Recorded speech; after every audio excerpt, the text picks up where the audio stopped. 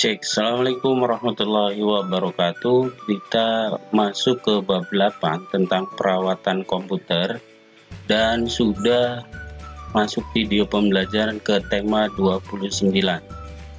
Selamat belajar dan berjumpa kembali sahabat Eduka Vokasi. Apa yang akan kita pelajari di tema 29 ini yaitu tentang perawatan PC dengan menggunakan software. Kenapa ini penting dipelajari? Karena perawatan komputer juga bukan sekedar perangkat keras saja untuk menjamin performa kinerja komputer. Harus ditunjang dengan perawatan dengan bantuan software. Bagaimanakah cara dan langkah-langkahnya? Jika dirasa ini materi ini penting, tetap stay tune ya dan simak sampai habis. Selalu di video pembelajaran Kang Ahmad Rifai diawali dengan pertanyaan. Pertanyaan ini sebagai fokus pembahasan kita. Apa sih yang akan kita bahas di video pembelajaran kali ini? Ada 4 hal. Yang pertama, bagaimana cara merawat komputer dengan software. Yang kedua, jelaskan langkah-langkah merawat komputer dengan bantuan software. Yang ketiga, jelaskan bagaimana praktek merawat komputer dengan bantuan software. Yang terakhir, jelaskan dan sebutkan software aplikasi apa saja untuk meningkatkan performa dan kinerja komputer. Jika dirasa menurut sahabat Eduka Vokasi, 4 hal ini penting dipelajari oleh sahabat sekalian, terus disimak ya, jangan di skip. Dan selalu supportnya untuk channel Kang Ahmad Rifai Paris. Sebelum kita mulai pembahasannya, kita simak yang berikut.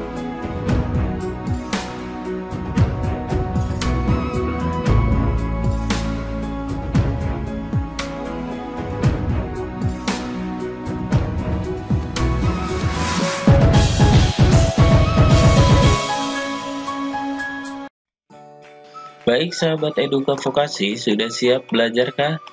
Ingat ya temanya, pada video pembelajaran kali ini kita akan membahas di tema 29 ini bagaimana perawatan PC dengan bantuan software.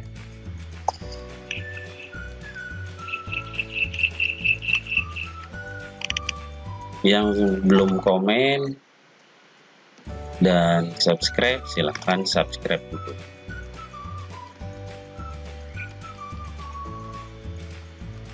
Cara merawat komputer dengan bantuan software ini artinya perawatan komputer secara software pun tidak kalah pentingnya. Untuk apa? Mengamankan komputer dari gangguan yang disebabkan perangkat lunak. Maka perawatannya pun menggunakan perangkat lunak juga atau software. Cara merawat komputer secara software ini ada beberapa hal yang harus kita lakukan, minimal ada 6. Ada berapa? Ya, ada 6, yaitu gunakan operating system yang sesuai. Kedua, gunakan program aplikasi sesuai kebutuhan. Ketiga, antivirus terus diupdate. Yang keempat, defrag harddisk secara berkala. Yang kelima, tutup program yang tidak berguna. Yang keenam, bersihkan disk bin secara teratur. Kita bahas satu persatu ya. Yang pertama, gunakan operating system yang sesuai. Artinya, jika sistem operasi ini sesuai dengan spesifikasi yang dibutuhkan OS tersebut, spesifikasi komputernya, maka akan memaksimalkan kinerja dari hardware tersebut. Tapi jika tidak sesuai, maka memberatkan kinerja dari hardware. Makanya penting harus disesuaikan sesuai syarat minimum atau batas minimum untuk penginstalan operating system yang kita pilih. Yang kedua, gunakan program aplikasi sesuai kebutuhan. Dengan menggunakan aplikasi sesuai kebutuhan, artinya apa? Kita menginstal software yang tertentu saja, yang tidak dipakai ya tidak usah diinstal. Ini karena pengaruhnya penggunaan memori dan kapasitas harddisk yang kita gunakan. Kemudian yang ketiga, antivirus juga harus sering diupdate. Kenapa? Karena antivirus ini dapat menyebabkan lambatnya akses komputer atau rusaknya sistem atau data jika antivirusnya crash. Bahkan dalam kondisi ekstrim dapat menyebabkan komputer hang atau not responding. Jadi ketika meskipun berat antivirus maka selalu diupdate supaya apa? Memaksimalkan kinerja komputer. Kemudian yang keempat, defrag harddisk secara berkala. Karena harddisk ini yang menyimpan data. Biasanya ketika kita simpan itu urutannya atau penempatannya itu tidak tertata dengan baik. Dengan cara defrag ini maka runtutan penataan penyimpanan data itu akan menjadi lebih bagus. Jadi fungsi defrag ini untuk menata dan mengurutkan file-file harddisk berdasarkan jenis, kemudian sedemikian rupa sehingga beban kerja akan lebih ringan, yang akhirnya tentu dapat memperpanjang umur harddisk. Dan yang kelima, tutup program yang tidak berguna. Artinya apa? Software yang kita gunakan itu kadang itu terlalu dideteksi oleh Windows Task Manager kita. Kalau kita pakai Windows ya. Jadi meskipun digunakan atau tidak, itu biasanya dibaca. Sehingga apa? Itu membutuhkan memori RAM. Kinerjanya akan dikurangi oleh software yang tidak dipakai tadi. Makanya tutup saja melalui program. Dan ini butuh ketelitian. Mana software yang tidak dipakai tapi dibaca, mana yang sedang dipakai dan itu dibaca. Dan yang keenam, bersihkan recycle bin secara teratur. Karena apa? File yang kita hapus atau yang kita delete itu disimpan dulu di recycle bin. Tapi filenya itu tidak hilang. Belum secara permanen hilang. Artinya apa? Itu memakan jatahnya data di C-nya tadi. Untuk itu selalu bersihkan di recycle bin secara permanen. Dengan cara seperti ini, klik kanan, recycle bin-nya empty, recycle bin akan kosong.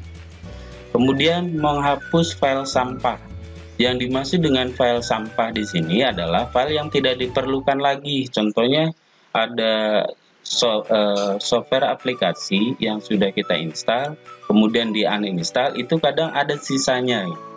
Ada yang tidak bisa terhapus oleh proses uninstall secara manual. Makanya biasanya kita butuhkan software khusus untuk membuang file-file sampah ini. Atau hasil-hasil project dari software aplikasi yang sudah di uninstall itu kadang masih tersimpan. Ketujuh, uninstall program yang tidak perlu. Artinya tadi sama dengan korelasinya atau hubungannya dengan yang sebelumnya. Bagi yang tidak tahu menahu mengenai program aplikasi, khususnya yang sering download program yang tidak jelas, maka dihapus saja. Kadang install sendiri, bawaan updating software tertentu itu diiringi dengan software aplikasi bawaan yang kecil-kecil dan itu tidak terdeteksi. Makanya butuh di uninstall di program and feature, biasanya ada di sini. Jelas ya sampai sini. Kemudian kita menginjak ke materi selanjutnya, yaitu langkah-langkah perawatan secara software. Apa saja urutannya atau prosedurnya yang kita lakukan? Yang pertama, hidup dan matikan komputer sesuai prosedur yang benar. Ini penting di awal saya utarakan bahwa kadang kita mematikan komputer tuh tidak sampai selesai tapi langsung ditutup, dan itu pengaruh ke hardware. Itu ya, ini yang mematikan. Kalau hidup pasti benar, tekan tombol start, button startnya terus nyala. Tapi ketika mematikan atau proses shutdown, itu jarang yang teliti bahwa proses belum selesai. Kita terutama di laptop ya.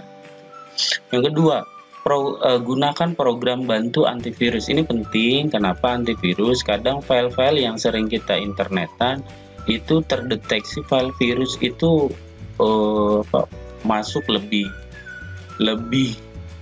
masif gitu.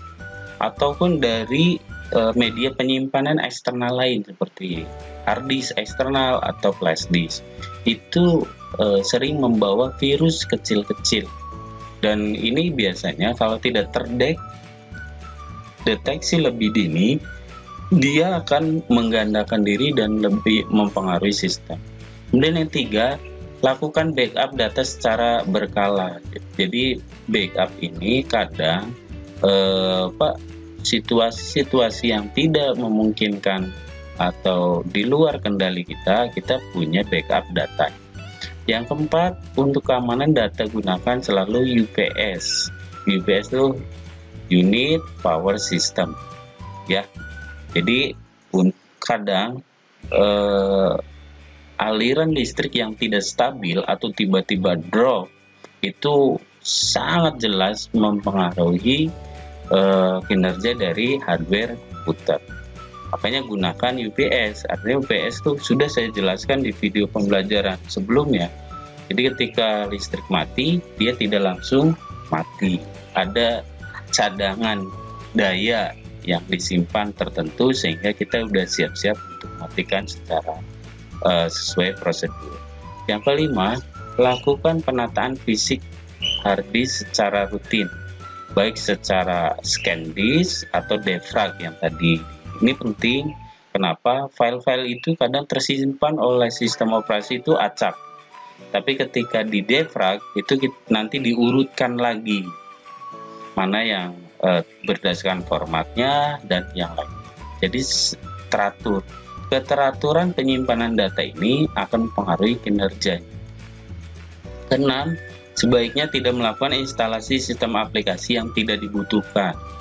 Jadi umpamanya software editing video itu banyak yang sudah saya jelaskan di video pembelajaran sebelumnya, banyak jadi install semua, padahal yang dipakai cuma satu.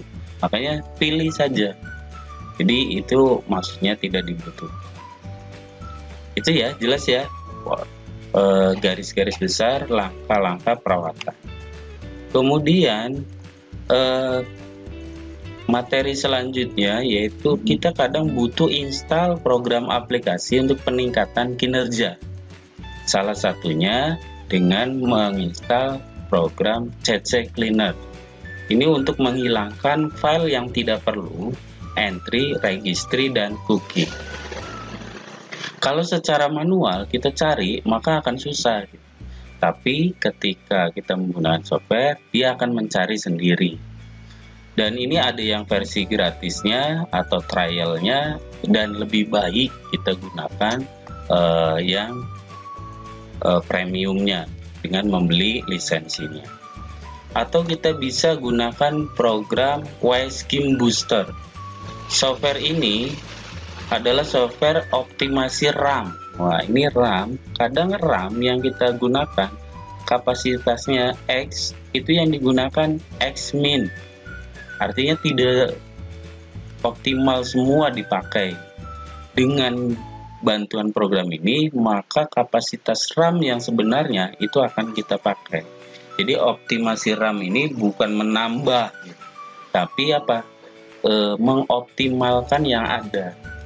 Jadi bukan berarti RAM 32 menjadi 64, enggak. Jadi 32-nya itu secara optimal bisa dipakai. Jelas ya sampai sini? Kemudian bisa juga install WiSCHEM Booster. Ini juga optimasi RAM, registry, dan yang lainnya. Kemudian bisa driver booster. ada hubungannya dengan driver juga. Kadang di peripheral atau komponen yang lain, kalau tidak diupdate drivernya, itu kinerjanya akan menurun gitu. Jadi makanya, dan kita tidak tahu perangkat mana yang kurang atau tidak terupdate, makanya kita bisa menggunakan bantuan software aplikasi ini untuk apa? Update itu ya. Wah. Itu saja pembahasan di video pembelajaran kali ini. Semoga bermanfaat. Dari pembahasan tadi dapat kita simpulkan bahwa perawatan komputer secara software itu penting dilakukan untuk mengamankan komputer dari gangguan-gangguan dengan menggunakan langkah-langkah yang tepat serta bantuan software aplikasi yang sesuai kebutuhan.